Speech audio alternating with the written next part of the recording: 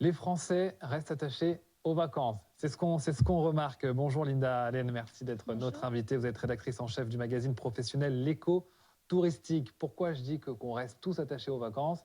C'est que malgré l'inflation, qui n'épargne pas le secteur du tourisme, les Français sont au rendez-vous cet été. Exactement. En fait, les Français ont vraiment un besoin de partir en vacances. Ils ont besoin de quitter leur quotidien, les préoccupations d'ordre économique, d'ordre géopolitique et même les questions liées à l'environnement, au réchauffement climatique, même si on voit que le réchauffement climatique nous rattrape maintenant sur les lieux de vacances. Et donc, on le voit à travers les chiffres. Ouais.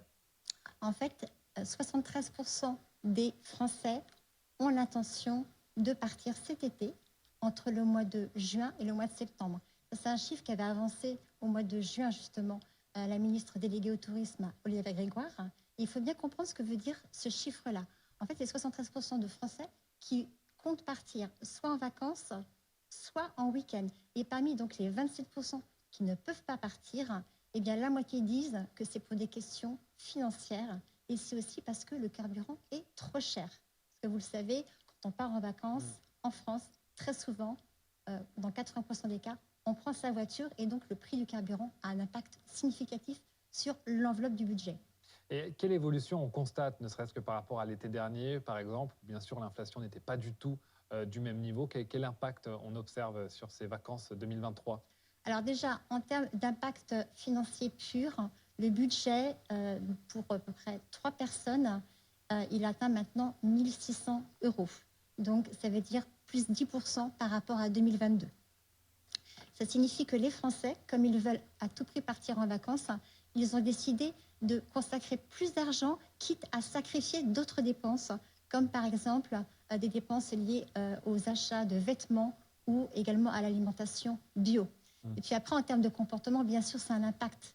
Par exemple, les Français vont privilégier parfois des hébergements non marchands. À 65%, ils vont partir en camping, dans un hôtel, dans un gîte. Mais dans 35% des cas, ils vont partir dans un hébergement non marchand et par exemple, ils vont séjourner dans la famille ou chez les amis. Ça leur permet d'épargner un peu sur l'hébergement, bien sûr, et puis en même temps, du coup, de libérer un peu de pouvoir d'achat pour d'autres dépenses sur place, notamment pour faire des activités. Et alors, c'est aussi le grand retour des touristes français qui partent à l'étranger. Me semble-t-il, on a atteint des niveaux équivalents à ceux d'avant Covid, alors qu'on avait assisté ces dernières années, depuis la crise sanitaire, à un retour du tourisme intérieur. Les Français partaient en France. Oui, cette année, environ 1 Français sur 4 va partir à l'étranger. On le voit année après année, ce sont toujours les destinations finalement plutôt du Sud qui sont privilégiées. Les Français vont partir en Grèce, en Espagne, en Tunisie. C'est vrai que pendant la période du Covid, ils avaient mis un peu entre parenthèses l'étranger. Et maintenant, en fait, ils reprennent le chemin des destinations étrangères et du coup reprennent l'avion. Donc, on voit que là aussi, il y a, malgré l'inflation, parce que le prix du billet d'avion a énormément augmenté depuis 2019, on dit environ 25%, et bien néanmoins, ils partent à l'étranger pour justement redécouvrir des destinations un peu plus lointaines. Je lisais un papier d'une consoeur du Figaro qui écrivait: le consommateur a toujours un besoin viscéral de se faire plaisir, mais il ne supporte plus de se faire berner. C'est vrai qu'il y a un changement aussi dans la manière de consommer les vacances.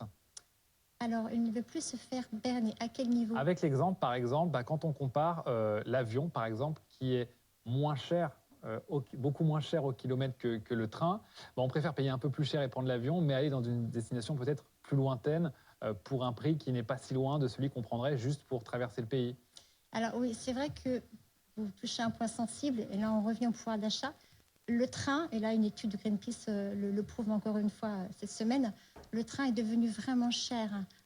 Si on regarde les voyages en Europe, sur des trajets tout à fait comparables, le train au départ de la France coûte 2,6 fois plus cher que l'avion. Et donc de ce fait, même si les Français ont envie de privilégier des modes de transport bas carbone, eh bien, il y a le prix qui les rattrape et qui est un critère déterminant de choix des vacances. Et de ce fait, ils vont partir en avion parce que l'avion peut coûter moins cher et aussi parce qu'ils ont besoin d'évasion. Et pour partir dans cette destination, on n'a pas d'autre choix que de prendre l'avion.